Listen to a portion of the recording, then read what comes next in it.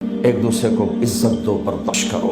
میرے نبی نے فرمایا بہترین مسلمان وہ ہے جو بیوی سے اچھا سلوک کرتا ہو، اور بیوی سے فرمایا میری شریعت میں سجدہ ہوتا تو بیوی سے کہتا خامند کو سجدہ کر۔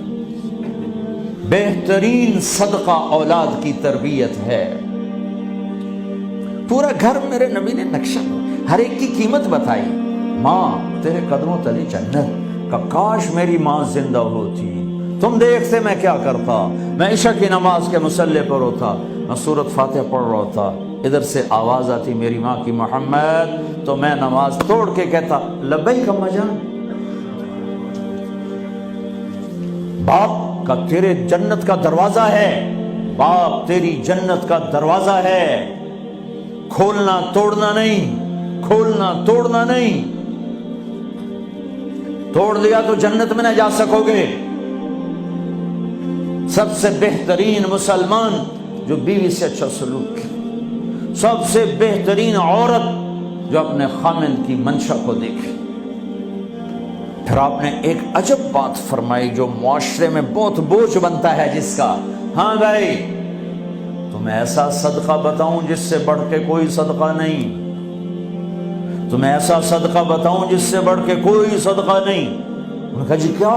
کہا الابنۃ المردودہ، جس کی بیٹی کو طلاق ہو گئی یا بیوہ ہو گئی اور گھر واپس آ گئی ماں باپ کے، یا ماں باپ نہیں ہے تو بھائی ہیں، وہ ایک بوجھ بنتی ہے ماں باپ پر بھی، اور بھائی تو ویسے ہی باغی ہو جاتے ہیں۔ میرے نبی نے فرمایا اس بچی پہ خرچ کرنا کائنات کا سب سے افضل صدقہ ہے۔ گھر، ایک گھر کیسے چلتا ہے؟ ہمارے یہاں پنجاب، سندھ، بلوچستان سرحد میں بہنوں کو وراثت میں کوئی حصہ نہیں ملتا، سب بھائی کھا جاتے ہیں۔ میرے نبی نے فرمایا جس کو اللہ نے 2 بہنیں دیں اس نے ان کا حق ادا کیا، شادی کی حق ادا کیا۔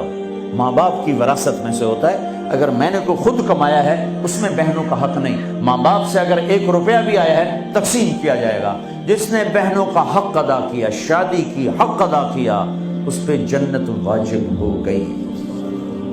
جس کو اللہ نے 3 بیٹیاں دی، اس نے ان کی ڈولی اٹھائی، وہ جنت میں میرے ساتھ یوں ہوگا۔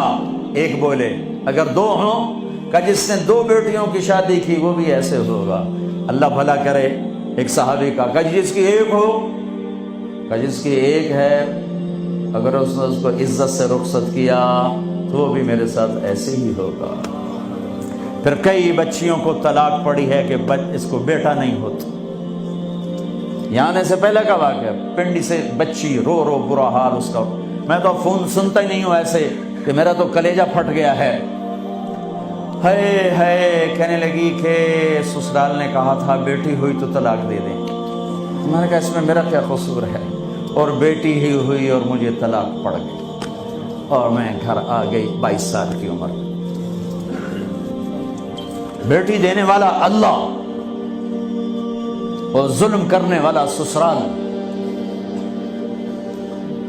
میرے نبی کو اللہ نے بیٹے دے کے اٹھا لیے، قاسم اٹھا لیے، عبداللہ اٹھا لیے، ابراہیم اٹھا لیے، 4 بیٹیاں دی، 3 زندگی میں اٹھا لی، زینب، ام کلثوم، رقیہ، تینوں آنکھوں کے سامنے چلی گئیں۔